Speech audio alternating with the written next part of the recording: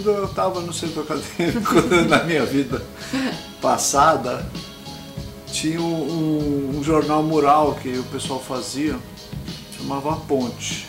O lema do jornal era: quando um muro separa, uma ponte une.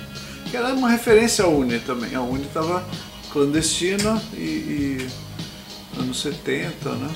Então eu acho que o que nos une são isso, são conexões, são projetos comuns, eu entendo diálogo como uma atividade que pode inclusive ocorrer entre pessoas que não estão assim, muito afim de se unir, mas podem estar afim de se entender, de chegar a um ponto que evite o apocalipse, né? Não, hoje está um maremoto de brigas e perdeu-se por vontade expressa de determinadas forças políticas, perdeu-se a âncora de algum mínimo equilíbrio que tinha. Derrubou-se uma presidente sem nenhuma justificativa, né? Da parte as regras foram todas distorcidas. O que se sucedeu a isso é mais distorção ainda. Nós estamos vivendo hoje um pega para capar mesmo. As pessoas não sabem mais o que pode acontecer, fazem planos em cima de hipóteses, essas hipóteses vão se alternando e se substituindo com uma velocidade cada vez mais espantosa.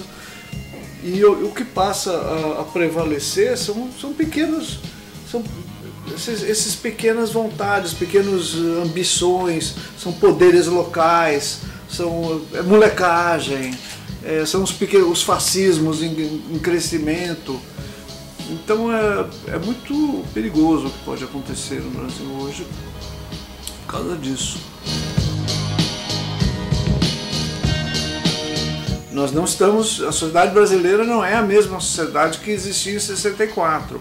Ela tem hoje um padrão de organização e noção do que fazer maior. Todas as pessoas têm algum tipo de organização ou de acesso que não existia em 64. Então o tumulto e a desintegração que a gente está assistindo hoje coexiste com uma sociedade melhor do ponto de vista de organização, do ponto de vista de consciência. É muito grave o que pode acontecer, mas eu acho que hoje a gente pode contar com gente fazendo o que vocês estão fazendo, com uma Uni mais estruturada, né? Eu te contei que nos anos 70 a Uni era clandestina, a Uni era uma memória, era uma saudade assim na cabeça das pessoas, né? E os partidos estão de perna para o ar. Existem condições desses partidos e da ideia partidária se reorganizar também em torno de alguns movimentos que estão crescendo, as ocupações das escolas, o movimento dos trabalhadores, do qual a gente pouquíssimo ouve falar, banidos que foram do noticiário.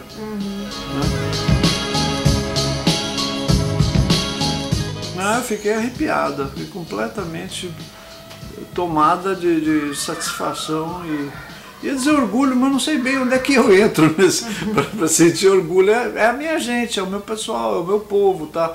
Mas eu saí do Fernão Dias Paz em 68. E eu fiquei muito bem impressionado com um nível incrível de lucidez e de seriedade que os caras estão lidando com isso. Eu não posso, quer dizer, não tenho por que não acreditar que essas ocupações que estão acontecendo hoje vão na mesma linha também. Eu estava cheia cabeça cheia de ideias e sonhos e coisas. Eu queria fazer música, eu queria fazer teatro, eu queria desenhar, pintar, bordar, fazer.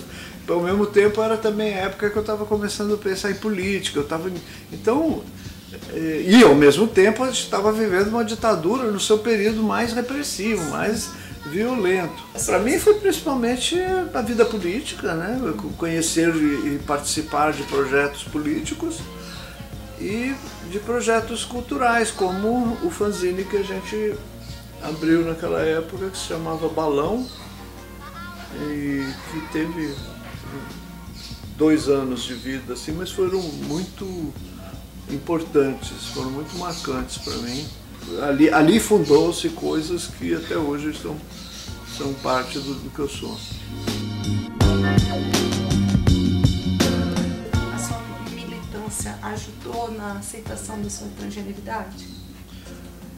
Acho que sim, mas por vias indiretas, porque o pessoal nem sempre foi muito aberto assim, naquela época. Não era uma coisa muito como a gente gostaria que fosse assim. Eu mesma não era assim, sabe? Eu mesma não tinha uma visão, a mesma visão que eu tenho hoje.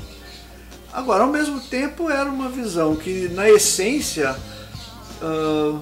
se preocupava com as transformações, se preocupava com os padrões culturais opressivos de uma sociedade que nem a nossa.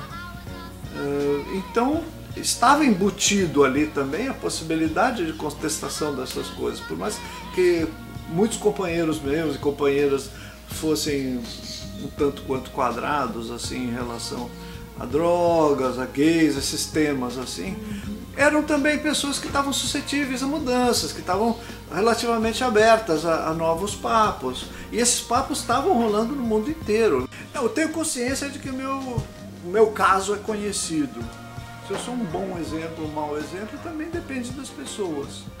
Eu já vi gente do movimento LGBT me criticando, dizendo que eu estou estimulando uma transgeneridade descabida, que pessoas que poderiam se contentar em ser gays, Nossa. agora não se contentam mais e acham que são trans. Então, meninas que acham que são homens trans e homens, garotos que acham que são mulheres trans. As pessoas são agredidas por serem simplesmente gays e lésbicas. Por que a pessoa vai querer complicar mais ainda e virar travesti, virar homem trans e tirar os seios? Não é assim, gente. O sentimento transgênero é real e é legítimo que haja um crescimento da percepção dessas coisas. E é ótimo que isso aconteça, porque ao contrário do que o menino disse, que nós não conhecemos armário, existe hoje uma grande, enorme, gigantesca armarização da transgeneridade. Umas décadas atrás eu seria, talvez, além de ridicularizado e agredido, talvez preso. Não sei, essas coisas já foram proibidas, né?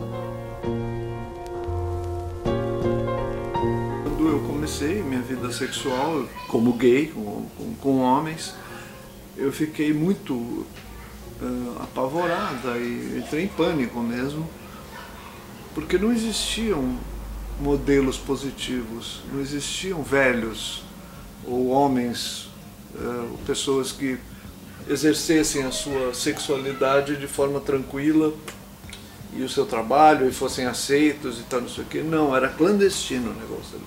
Era proibido. Então, e ao mesmo tempo era uma época de ferveção.